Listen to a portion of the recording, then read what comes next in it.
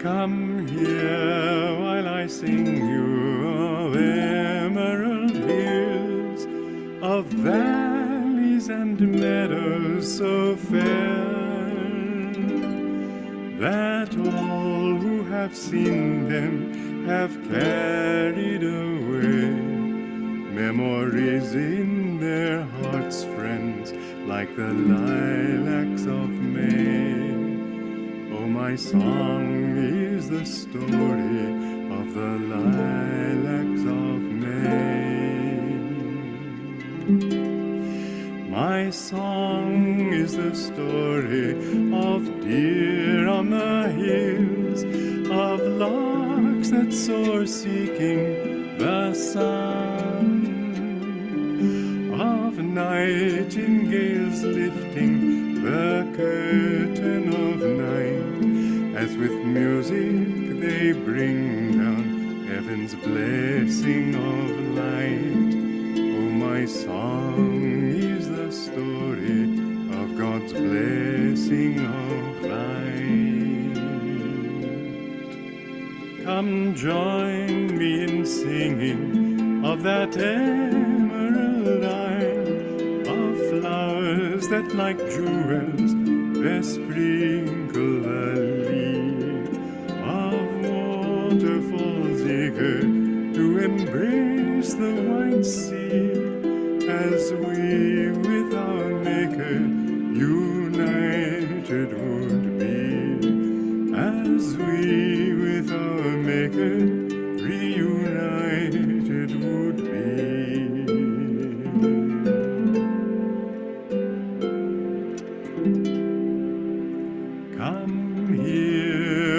I sing you of emerald hills, of valleys and meadows so fair, that all who have seen them have carried away memories in their hearts, friends, like the lilacs of May. Oh, my song is the story of the lilacs of May.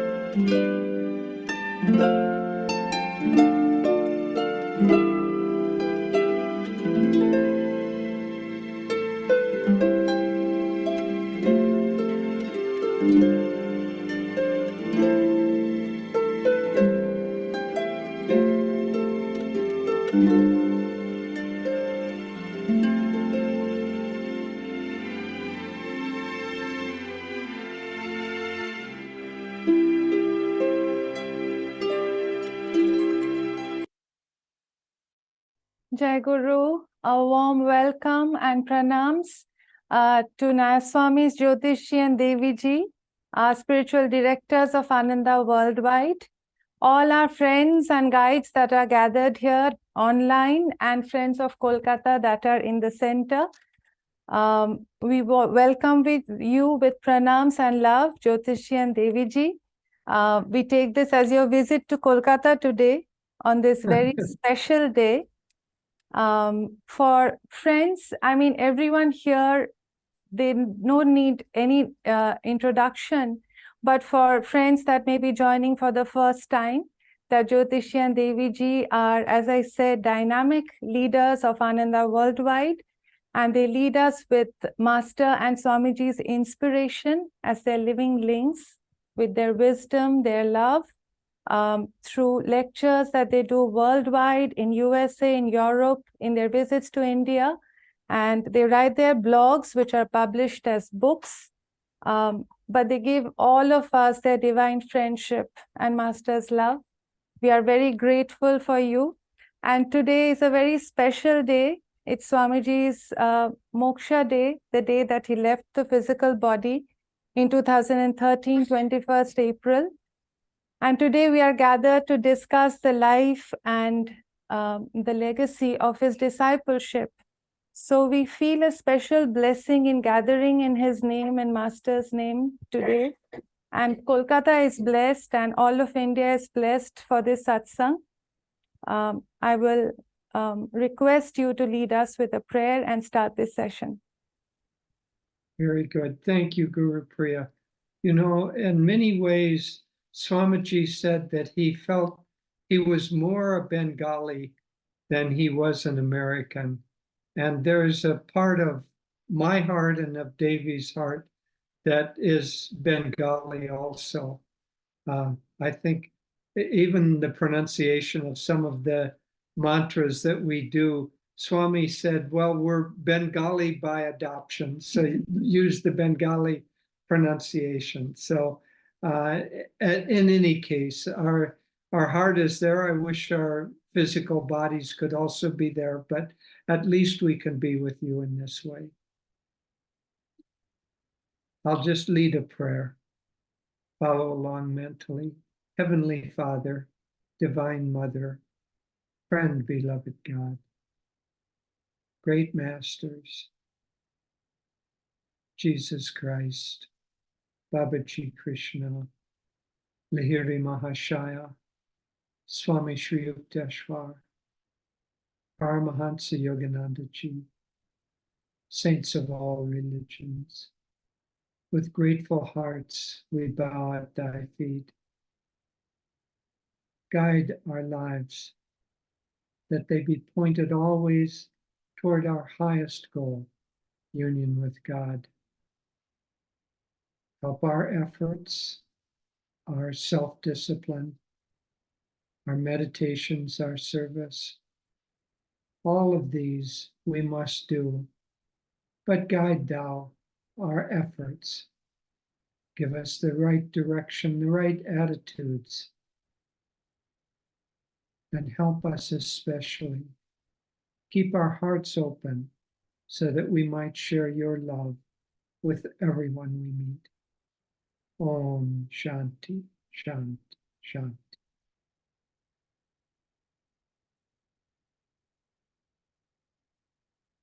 It's very, very nice to be with you.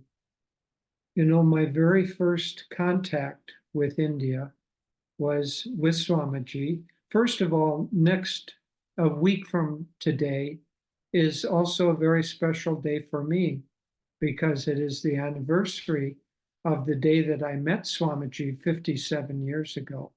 So it's been an entire lifetime that has been shaped by my relationship with him and by his discipleship, by his relationship with Master and the great masters of this line.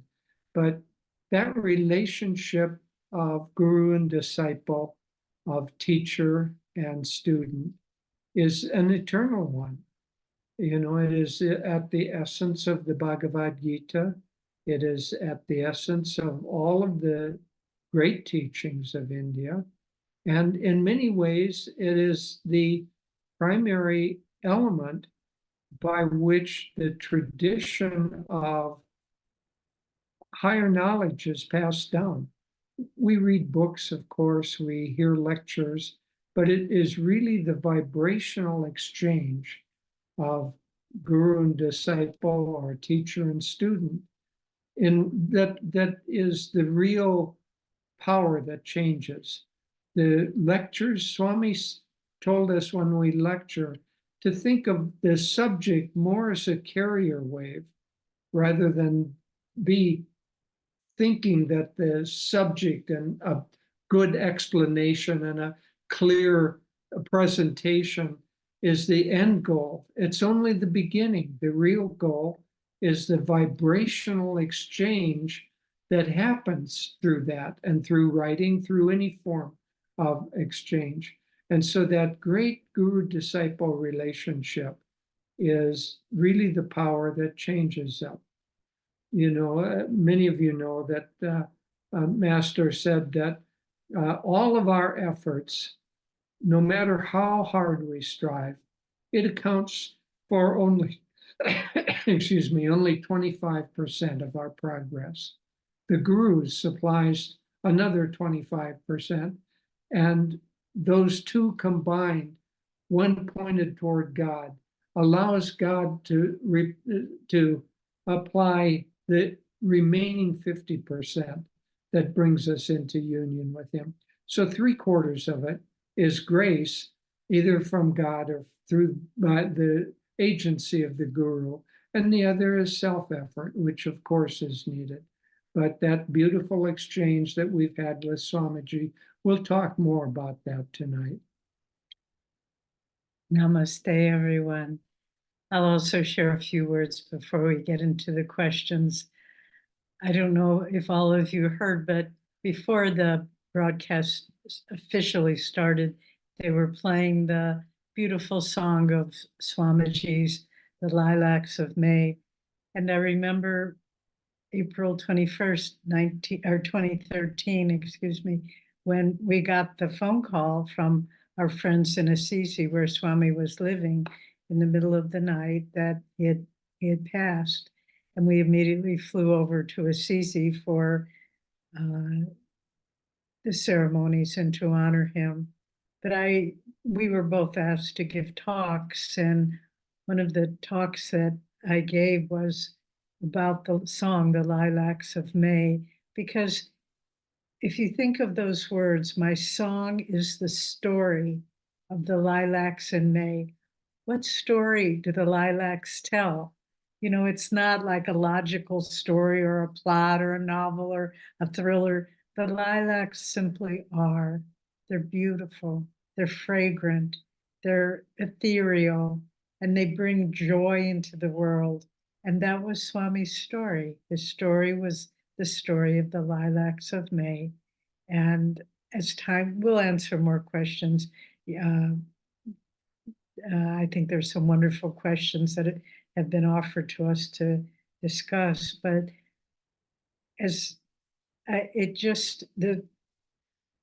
to watch the guru-disciple relationship between Master and Swami, even though we never knew Master, but Master was such a living reality to Swamiji that he also became a living reality for all of us. And these are priceless gifts that are worth more than all the riches in the world. And so we're very happy to be with you today, this very special day, to honor a great soul and his discipleship, and to also honor our deep love and devotion for him. So we'll turn it over to our interviewers. Thank you, Jyotishi Devi ji. That was a beautiful opening. And as you said, that Swamiji sang his song for Master and the Guru so beautifully. And this is the endless song that we are all listening, and we shall continue to listen to and sing along with him. Exactly. So, Exactly. so starting with the questions, we know that Swamiji read the book and took the bus and met Master, and his first words were, "I want to be a disciple." And just as he was drawn so closely to Master from the first moment, and there was no turning back, he gave his entire life and dedicated it to Guru. And your lives have been similar. You were both drawn to Swamiji, and not just you, all the guides of Ananda to Swamiji, and lived discipleship to Master with Swamiji, trained with him. So my first question is, what were these qualities? These are spiritual qualities, may be difficult to verbalize, but if you were to express them in some way, that was the magnet that drew your souls to him and Master, and to this commitment, to this discipleship, to offering our lives to them. If you would share about that. That's a beautiful question, Guru Priya. At the heart of any magnetism is God's consciousness, and it gets expressed in myriad different ways. Master himself said that of the 8 qualities of God, he especially vibrated or emitted the 3 qualities of love, wisdom, and joy. And certainly Swamiji followed in those footsteps vibrationally. The Master had enormous powers, and he could have led with power if that had been the way that he wanted to work, but he didn't. So coming back to the question of Swamiji, I think the 3 qualities that were at the core were those 3: wisdom and joy and love. Then the expression of that in so many, many ways. Joy, for instance, Swami was very enthusiastic.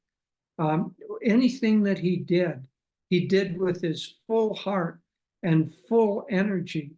And he defined enthusiasm as joy, the joy of God channeled through the vehicle of one's willpower.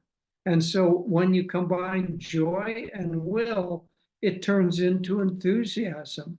And Swamiji was very enthusiastic.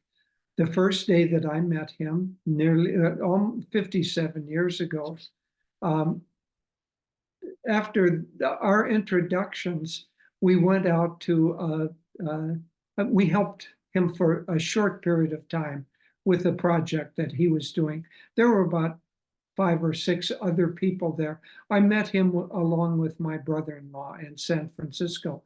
Then after we finished that project, it was Easter Sunday in 1967. We went out to Golden Gate Park, one of the most beautiful parks in the world, and we had a picnic there.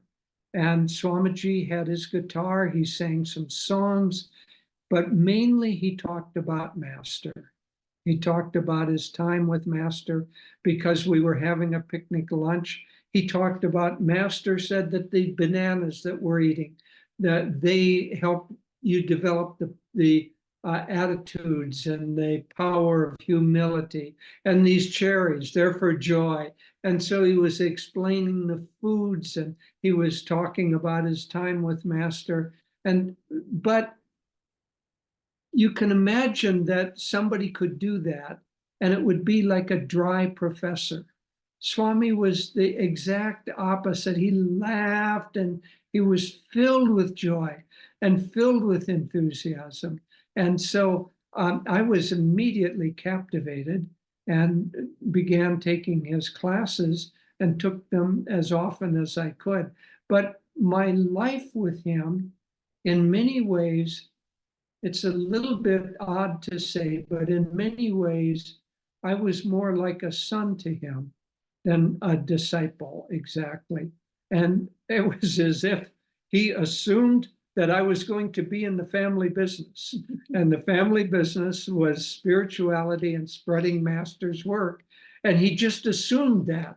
And because of that assumption, of course, as a young man, I had many different ways I could potentially have gone, but that energy and joy and enthusiasm just lifted me and pointed me in the direction that shaped my life. So I would say enthusiasm, energy, and joy, obviously deep, deep wisdom. Nobody could, for me, could explain the teachings with the clarity and lucidity and simplicity that he could. When he gave a lecture, even on the most obtuse elements of spirituality, he made you feel, well, of course, I've always known that. Of course, that's true. But, nobody else made you feel that way. Anyway, there were so many wonderful qualities, but I'm sure Devi has some that appealed particularly to him. Thank you. To her, from him. Whatever. Whatever. Thank you, Jyotish. That was a beautiful answer. My relationship with Swami was more impersonal. I didn't work with him personally in the beginning. Later I did. But I was at a point in my life where it was as though the karma up till that point of being a daughter in a family, being a student, graduating from college, I did all of that. And that karma was just coming to an end. And I did not know the next step. And I was looking for something that would give my life a lifelong direction, a purpose. And I didn't know what that was going to be. I really was not thinking in spiritual terms. But then someone told me about these lessons that Masters Organization put out about meditation. And I was living very far. I was living in the Midwest of America. And I started getting them. But I thought, I need a personal teacher. I'm not going to get it through printed paper. And then the same person who told me about the autobiography and these lessons told me about this place called Ananda that was just getting started. And I came out, and in Swamiji, I found a person who, the qualities that inspired me the most in the beginning was one could feel a dedication with every fiber of his being. That was all there was serving his guru. And when he began lecturing, most of the people that came in the beginning were brand new spiritually. They did not have any spiritual background. There was very eclectic, very heterogeneous group. But Swami was like a great tree whose roots ran so deep in his connection with his guru, whose trunk was so strong that nothing could move it aside, and then whose leaves and branches were just filled with beauty and interesting things and inspiration. And I just sat under the shade of that tree, and I thought, this is what I've been looking for, this dedication, this purpose, this meaning. And as Jyotish said, it was tricky because he explained it in such a way that you thought, oh, well, I've already known that. I know that.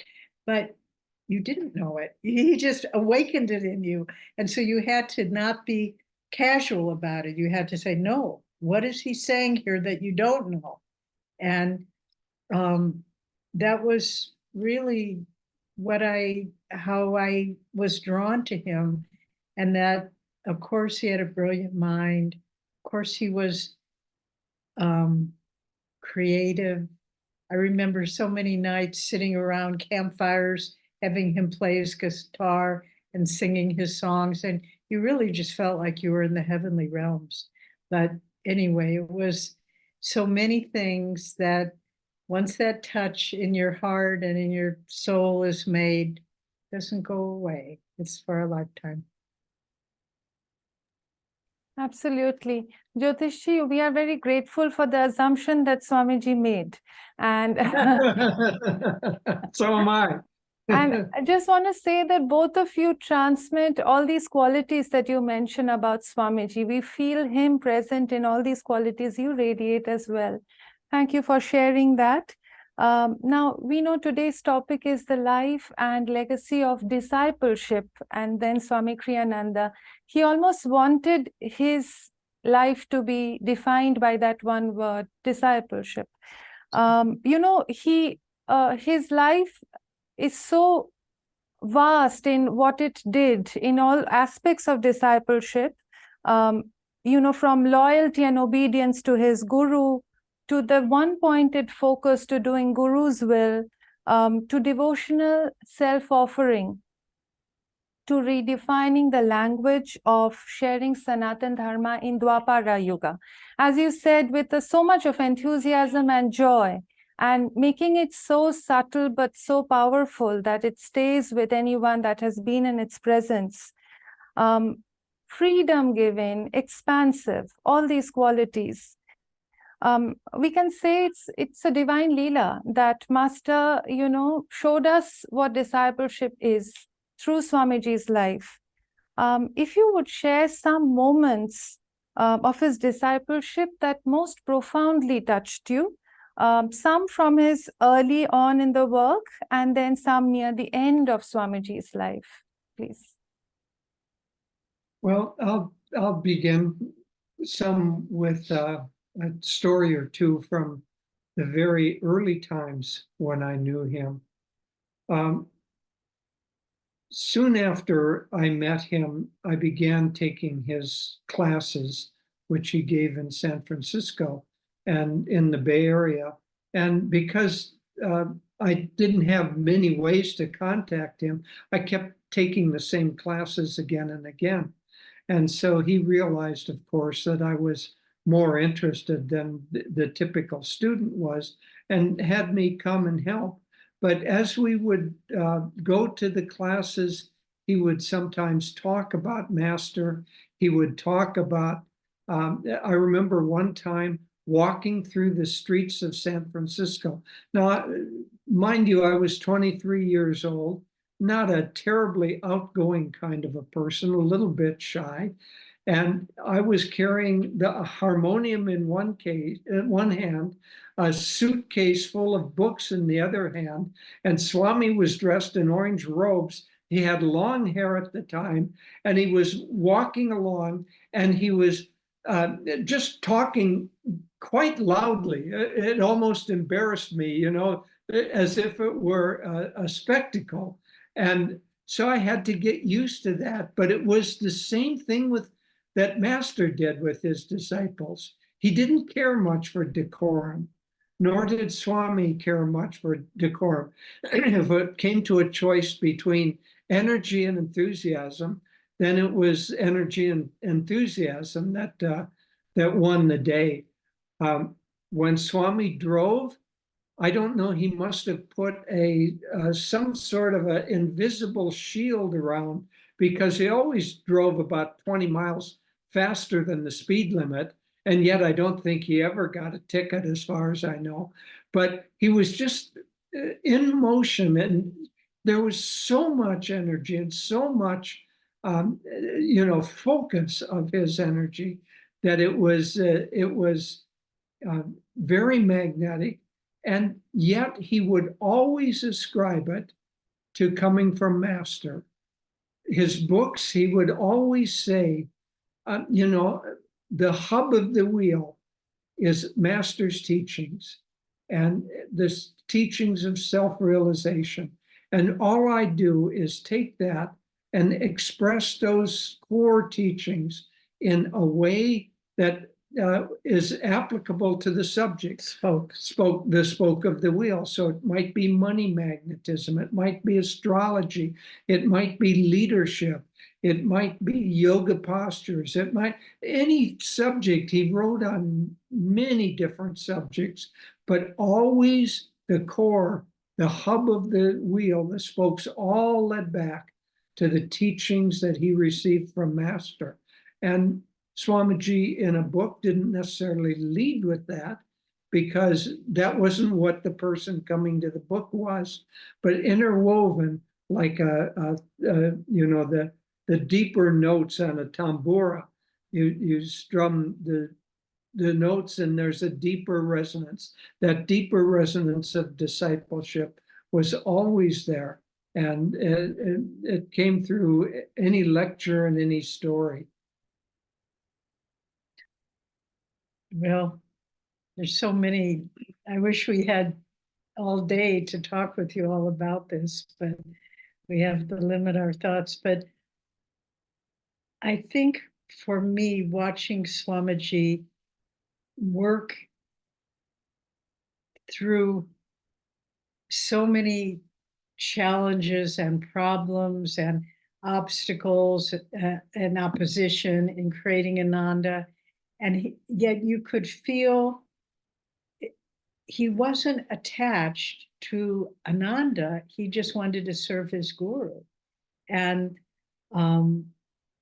that was just so clear in so many things. And everything he did was in reference. I know one time he was recording we weren't present, but we heard the story. He was recording a album of chants, and he was doing the traditional chants. And then at a certain point, he said, this is how I chant in public, but the way I chant in my heart and when I'm in my own meditation room. And then he started chanting that way. And there was so much devotion that just poured out. And in a way, my memories of the early years, you have to kind of contrast them to the later years, because in the early years, there was that, as we said, that pillar of dedication to Master, but he didn't show the devotion so much, his personal.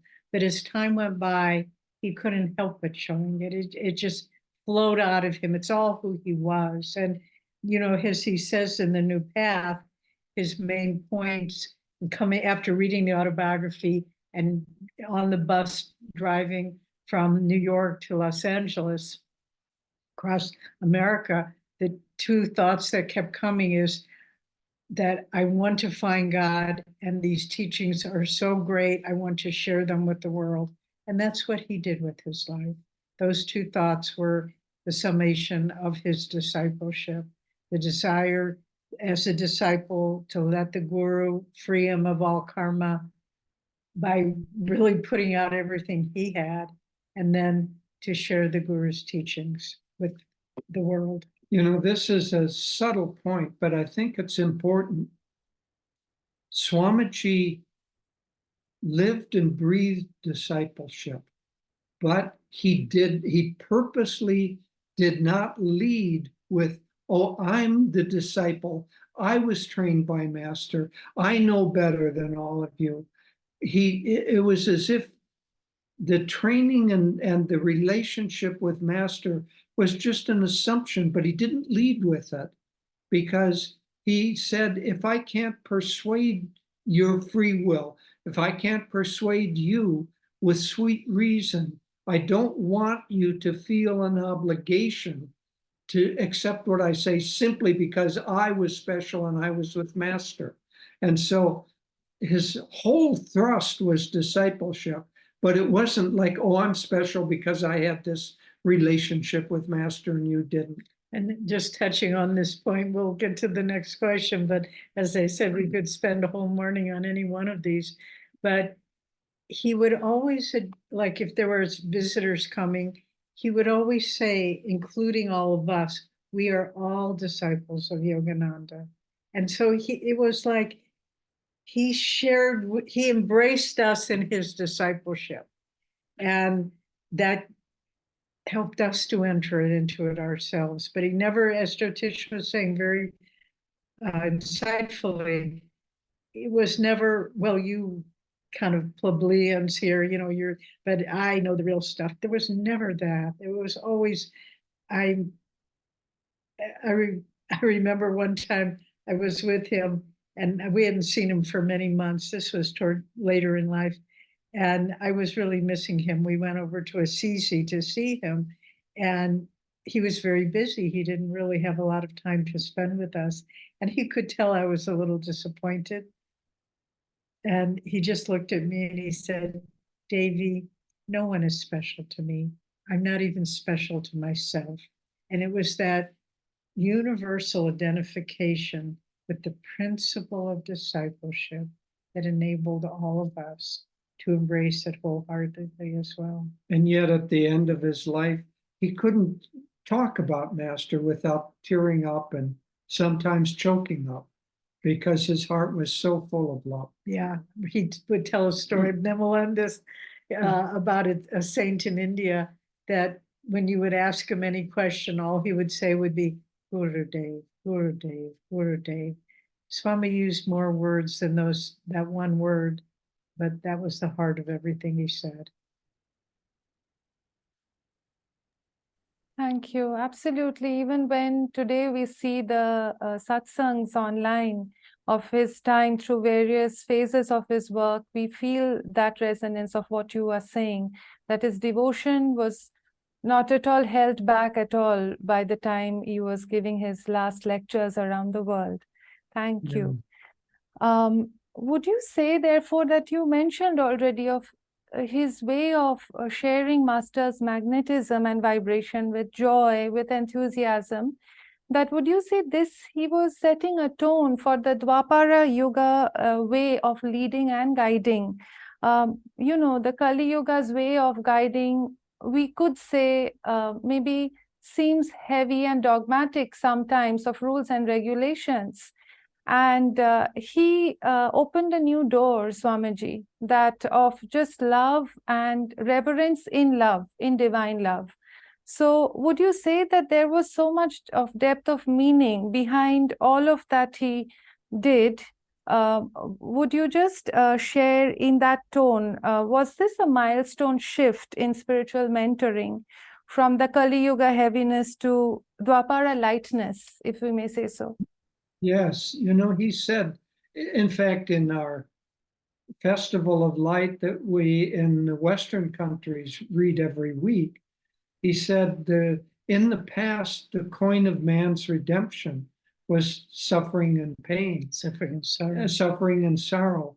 But in these times, that has been exchanged for calm acceptance and joy. And so his way was not so much to push away the world, as if the world is evil or that these things are bad, and be careful because you can easily fall into sin or darkness. Those are Kali Yuga concepts. Instead, he emphasized the upward direction of, yes, it was devotion, but it wasn't only, it was, you know, some saints are saints of devotion. Some saints are jnana yogis, saints of wisdom. He seamlessly wove those two together. And so he could be talking about the deepest aspects of Sanatana Dharma, very subtle points of philosophy. And really, his lecturing changed over the course of his life. In the earlier years, it was more almost an awe-inspiring demonstration of extreme brilliance of consciousness.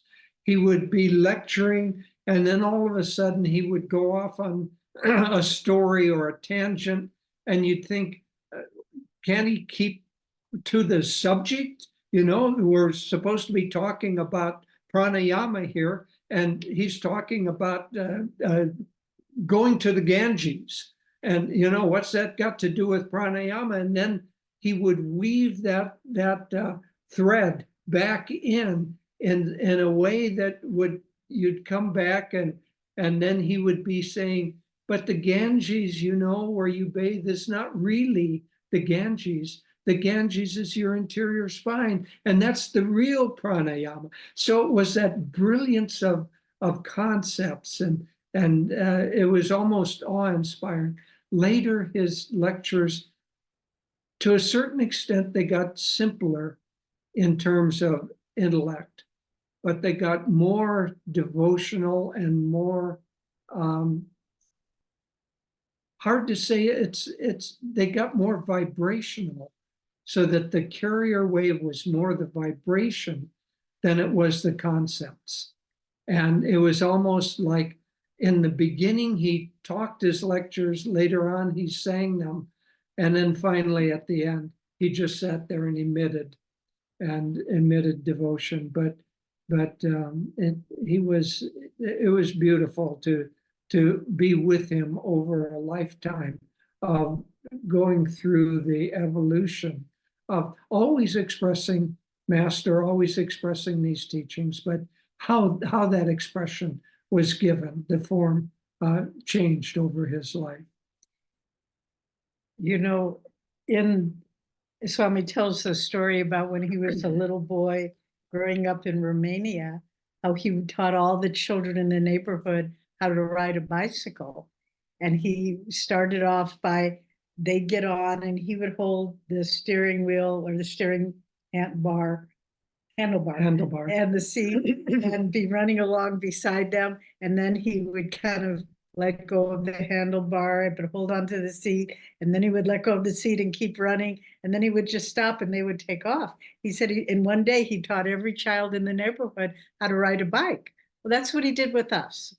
And that's why he told the story, because at first there was no exclusivity. Anybody who was sincere, and believe me, he took a motley crew. There was a fellow who had been a member of a motorcycle gang, Hell's Angels, but he read an autobiography and he wanted to follow Master's teachings. And Swami just accepted if they were sincere, not just curious, but sincere.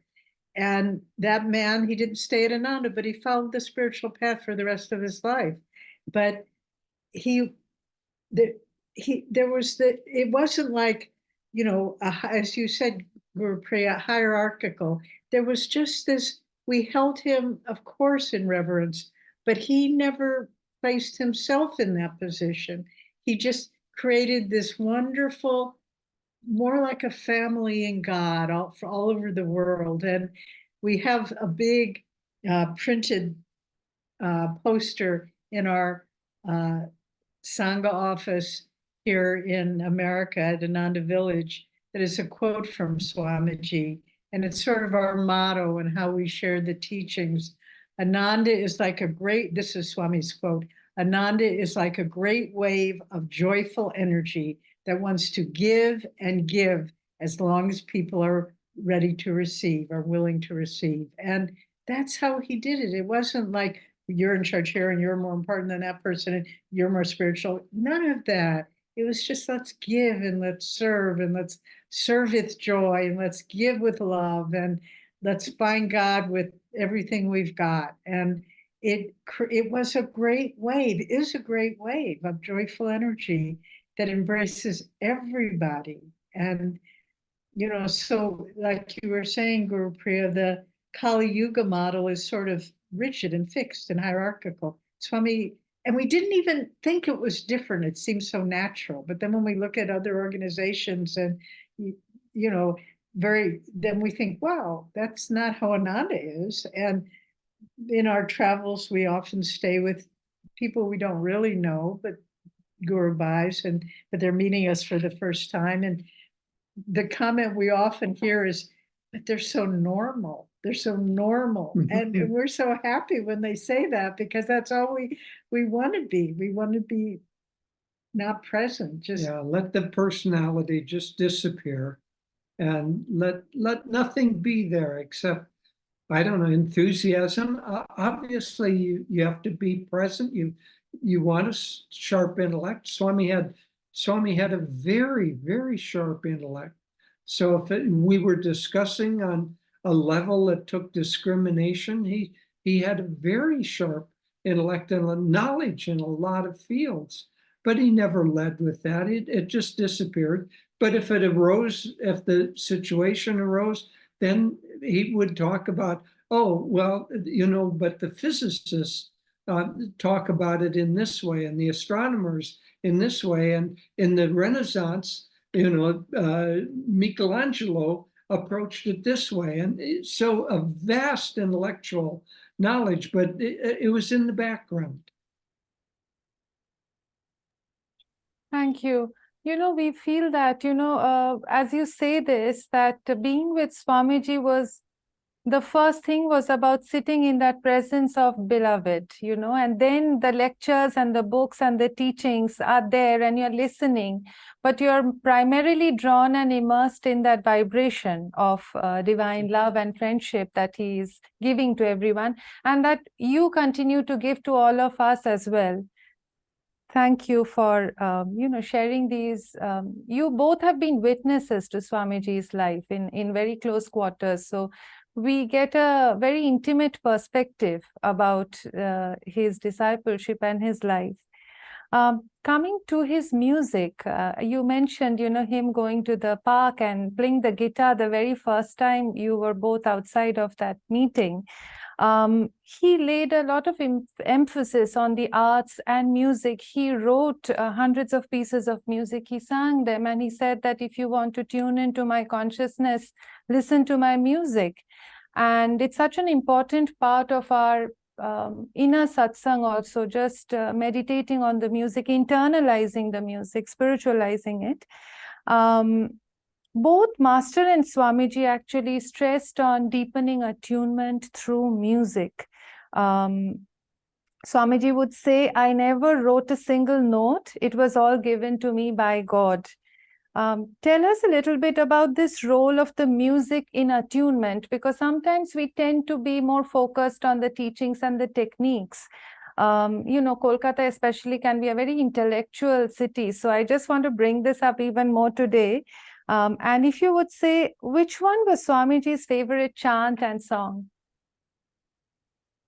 Okay, well, first of all, I think Swamiji had an attunement to music for many lives.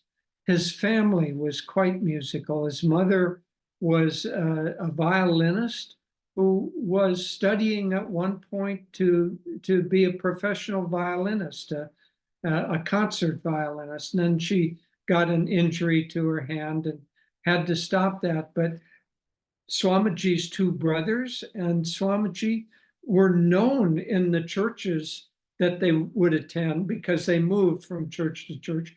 But all three of them had glorious voices.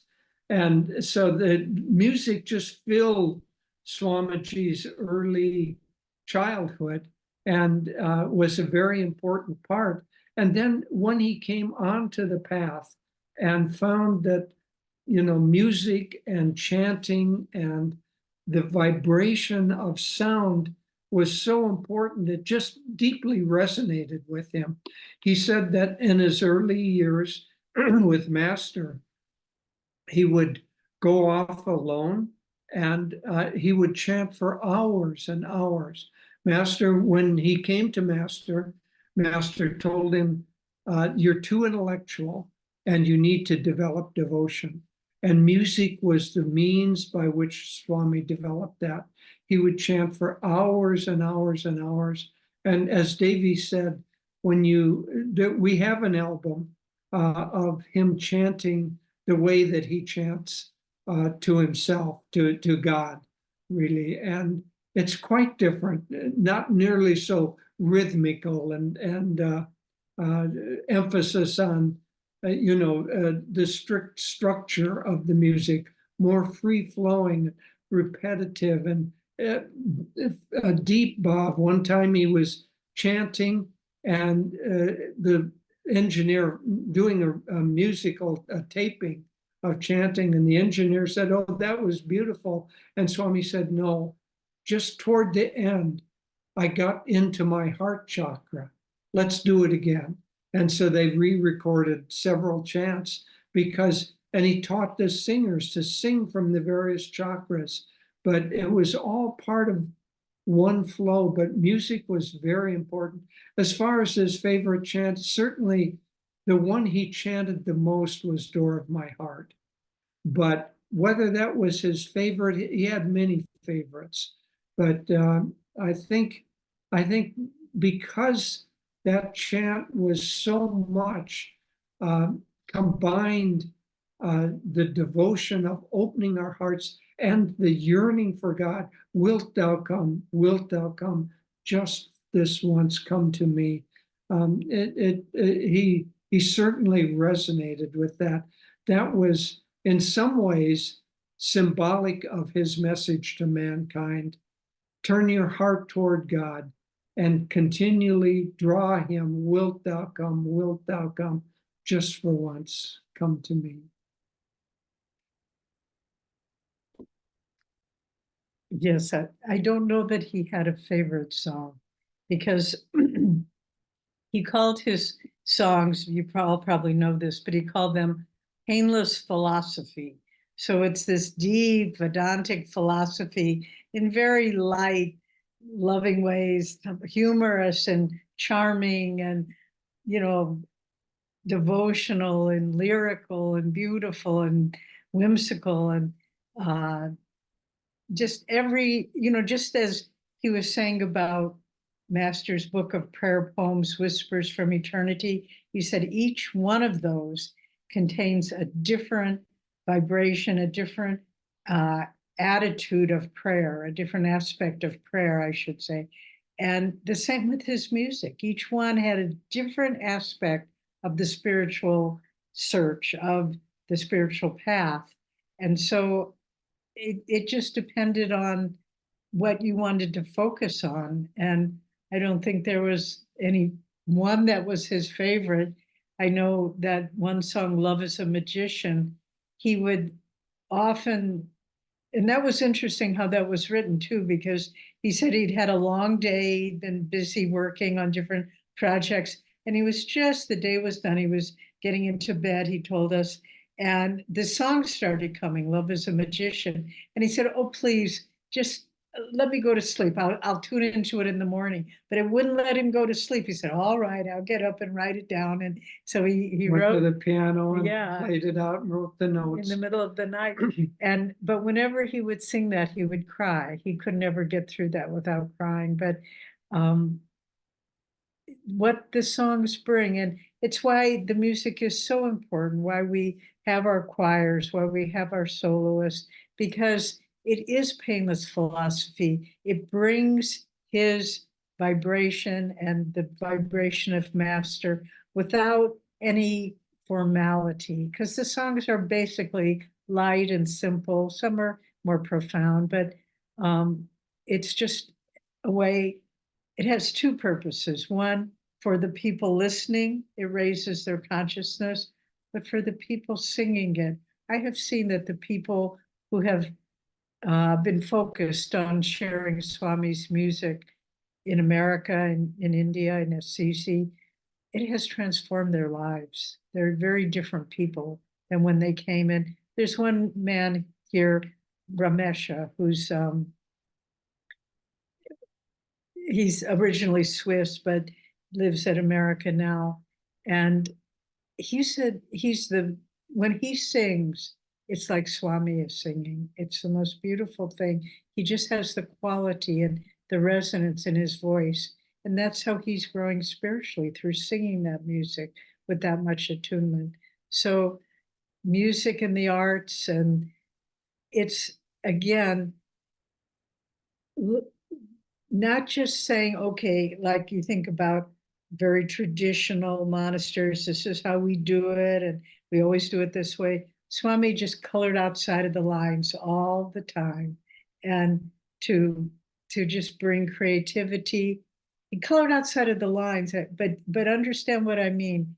It was always with Master's vibration. So if it was music, if it was writing plays, Master didn't write plays, but it was Swami's Master's consciousness that came through his plays. That is such a balancing act, to just, as you said, pull it out of the lines, but always in attunement. That just can come from being in Gurudev's presence all the time in everything he did. We see Jyotish's painting also on the wall. So I just want to mention that art, you also manifest that quality of expressing divine qualities, and through practice of art, deepening devotion. Thank you for these answers. Now moving on to this, another aspect of what Swamiji gave us, that both Master and Swamiji spoke of communities, the twofold path that Master gave us of meditation and serving in the community, with the community. Now, it may seem like an opposite flow of energy, that when we meditate, we want to go inward, we want to withdraw from the world, we want to cut the psychic strings from the world. But then we are encouraged to go into a community, even if it's a spiritual community, that energy is again having to go outward, but in a different spiritual way. So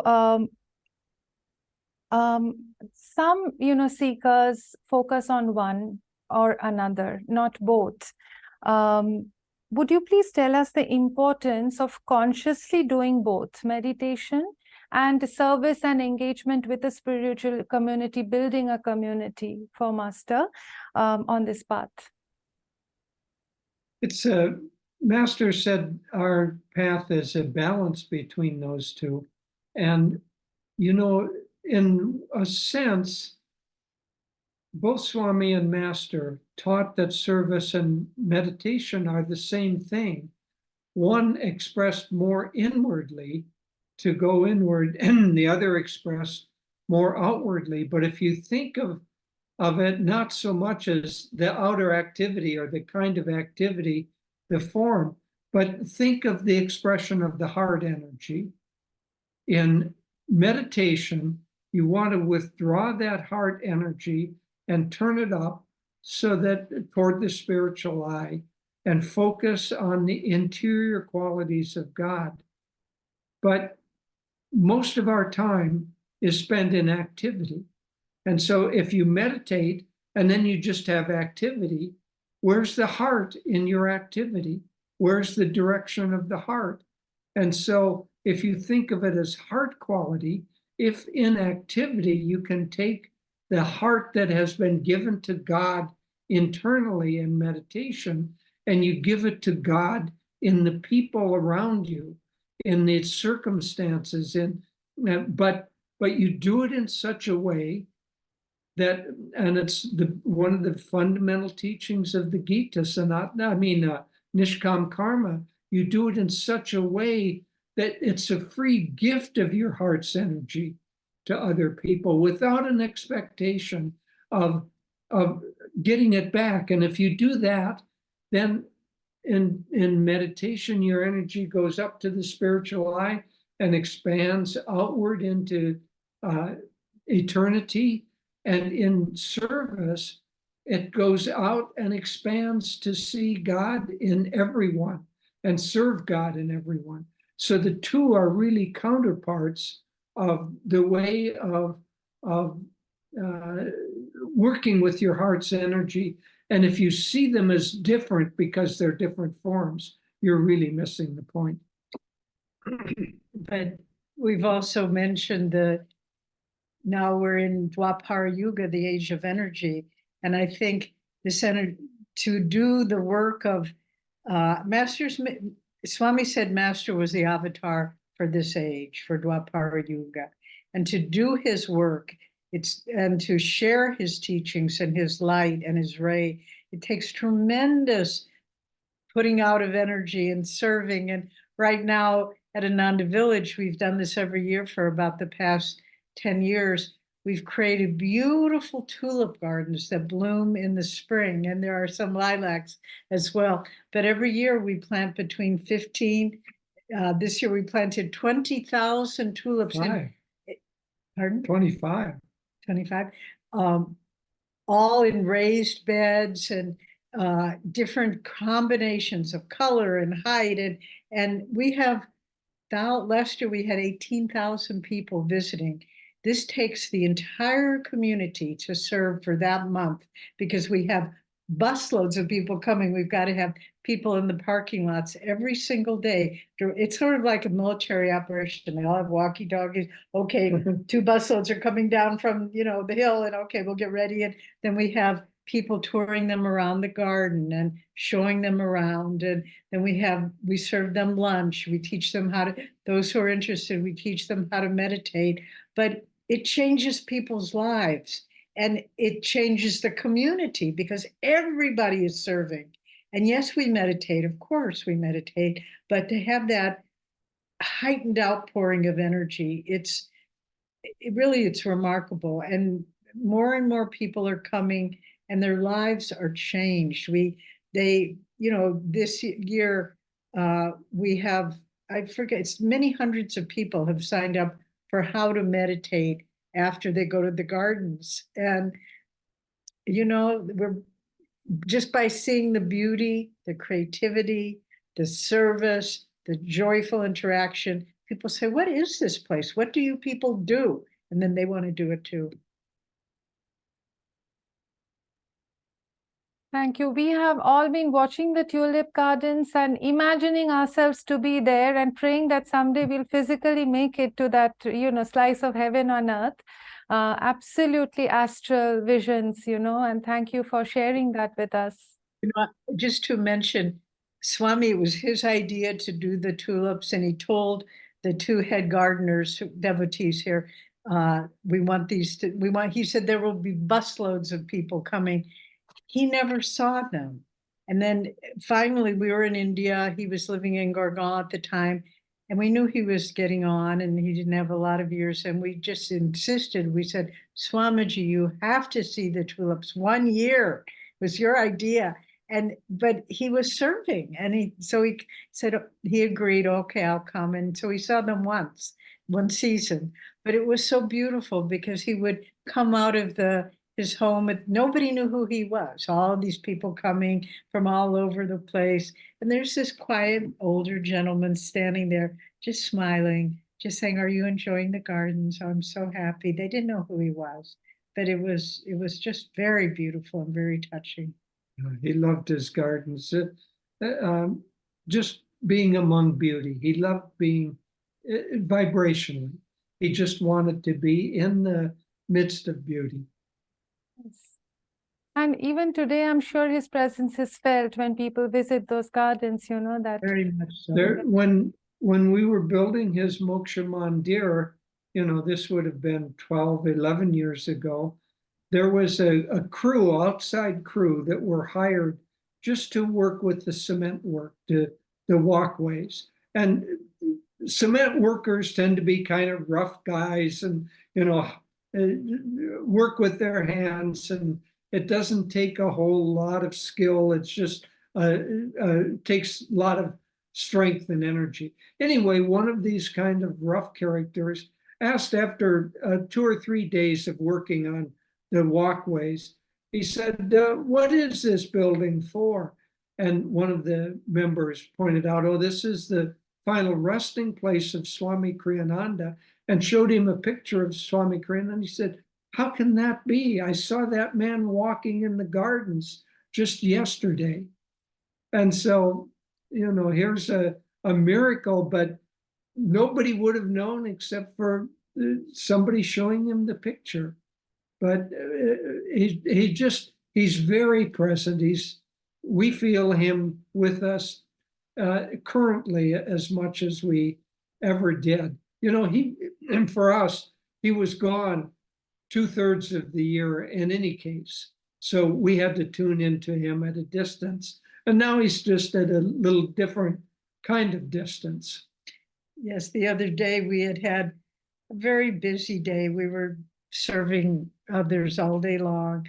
And there was a particularly troubled person that we gave a lot of energy to. And then we went into our meditation room. We have a picture of Swami on the altar, and the sunlight, it was late afternoon, just was coming in, and it totally illuminated Swami's picture. And it was like he was just saying, good job, children, good job. Yeah, you're getting the point.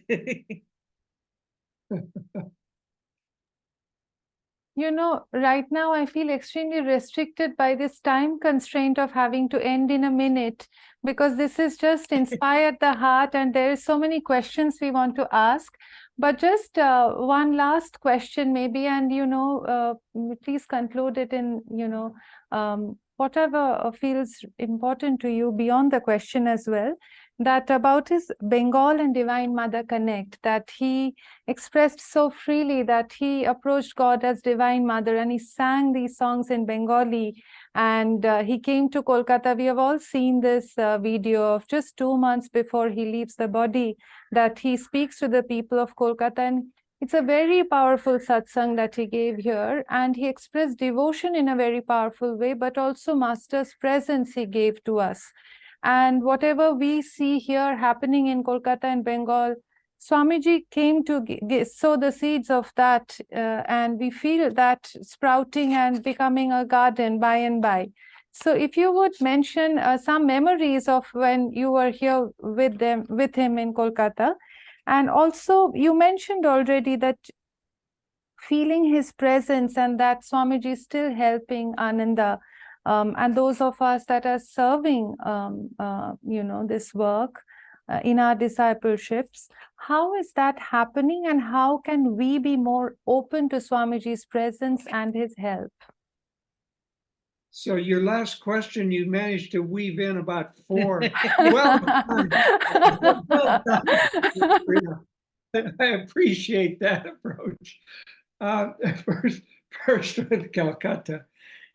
Personally, my first touch in India was in Calcutta on a world trip with Swamiji in 1974 is when I first came to India, and we landed in Calcutta. That was where we came to, and we were met at the airport by Master's brother. Sananda Lal Ghosh was still alive and still living there in Calcutta. And so he met us at the airport, and then a time or two we visited him at Forgarpar Road, which is where he was living. So my first memories of India are Kolkata. Swamiji spent many years in Kolkata. He had a facility for language, and even with Master, he started learning a few words in Bengali. And then when he was in India in the early part, he learned Bengali, and I don't speak it, but those who do speak Bengali say that he has a beautiful Bengali pronunciation to his words and his songs. He really felt a deep heart connection with Bengal.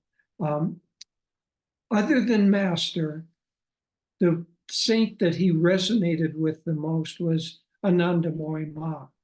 And also during that 1974 visit, I too met Ma and spent several days with her along with Swamiji.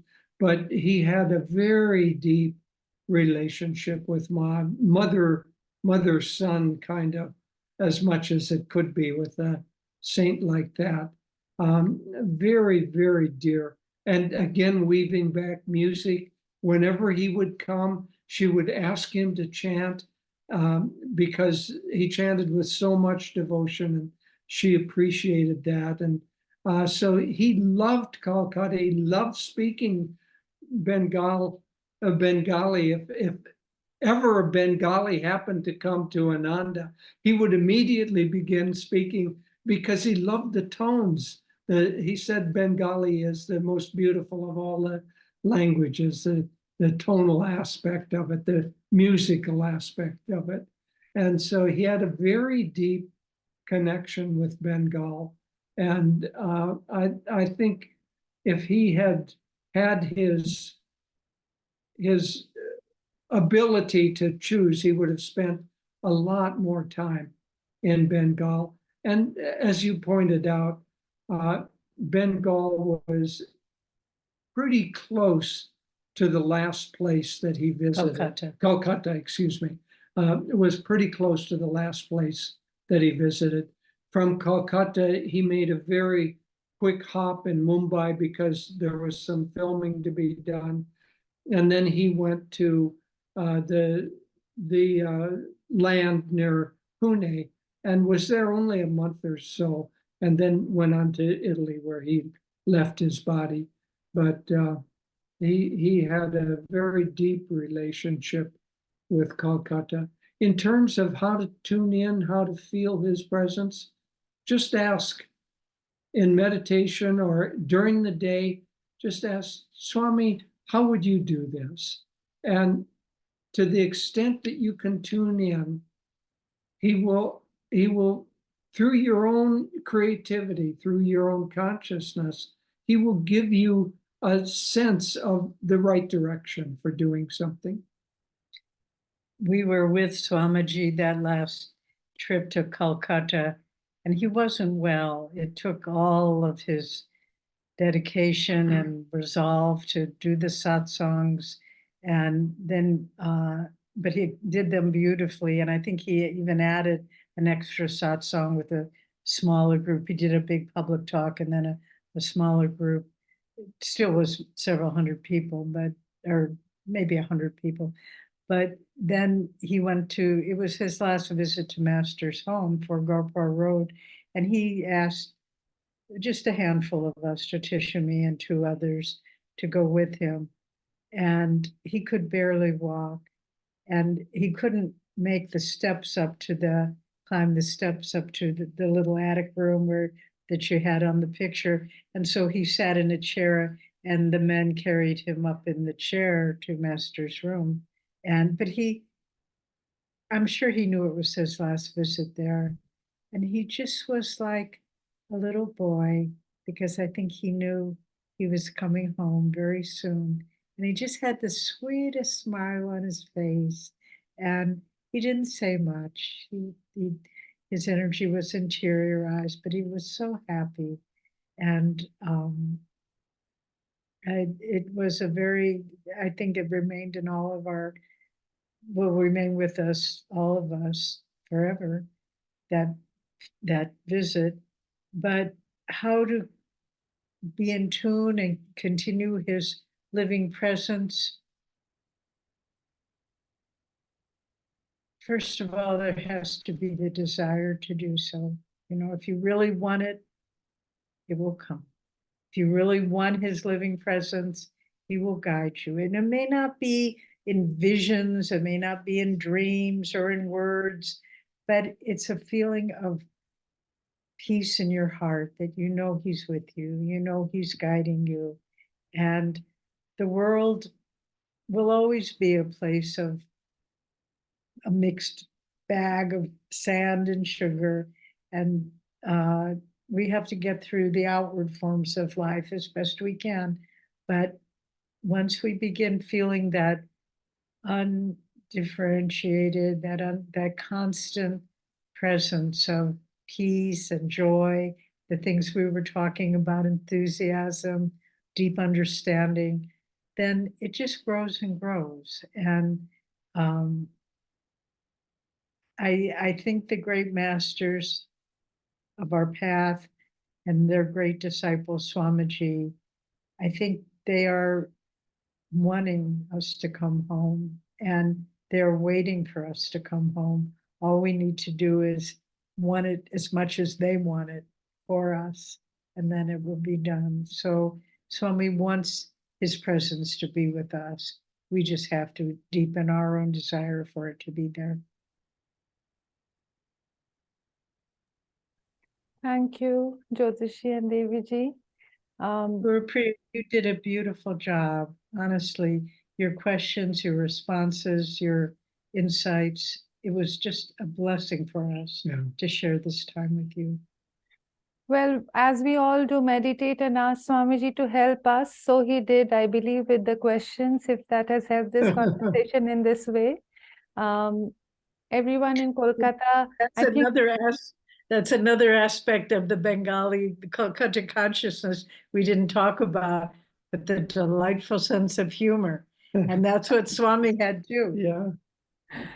Yes, I mean, when Jyotishi was saying that about that moment when Swamiji was in the Geru and with the harmonium and said loud, and I was like, this is our innate quality, loud and unapologetic and out there. That's what Bengalis are.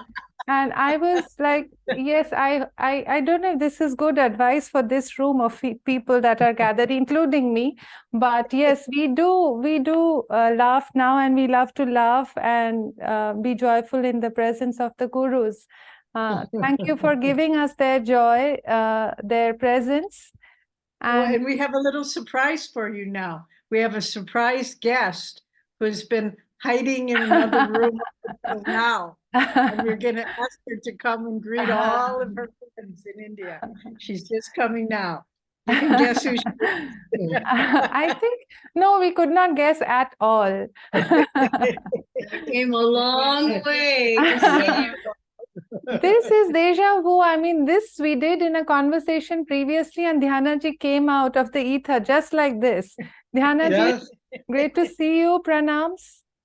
And Thank you, Guru Priya. Thank you, Jyotish and Devi. It was a beautiful satsang, good. really beautiful, in honor of Swamiji. Yeah. Thank you. grace of the Gurus, and Dhyanaji has carried the Esraj from Kolkata to Ananda village. That's symbolic of all of us going to Ananda village, following that Esraj. So thank you Yes. for Thank you. all the inspiration, gratitude to Swamiji. Maybe we want to turn the camera just for everyone and you to see Yes. everyone in this room. Oh, hello, Hello, friends. friends. Oh, how nice to see you. Bless you all. Bless you all. And Oh. many friends have joined online. And of course, behind the scene is Alok, who I will ask to come here in the frame now. And all the tech people that helped and translations have gone on for this satsang. Be with us in spirit and bless us that we can be attuned and serve and offer our discipleships, our hearts and souls to Swamiji and the Gurus. God bless you all. Want to close with healing prayers, Jyotishi and Devi, just healing Okay. Oms for everyone. Let's just visualize for a moment the light of our great Guru, Yogananda ji, and that light channeled through his devoted disciple, Swami Kriyananda ji. And feel that light, the peace and the harmony, like a great cloud, illumined cloud of light and joy, circling the planet, filling people's hearts with hope, with peace, with the knowledge that God is always in charge. And let's chant Om and send out the blessings of God, Guru, and the great disciple Swamiji to bless and protect and give hope and faith to the whole world. Let's chant Om together. Om.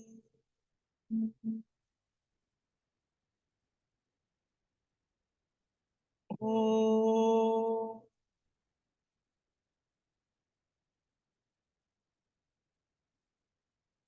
Om.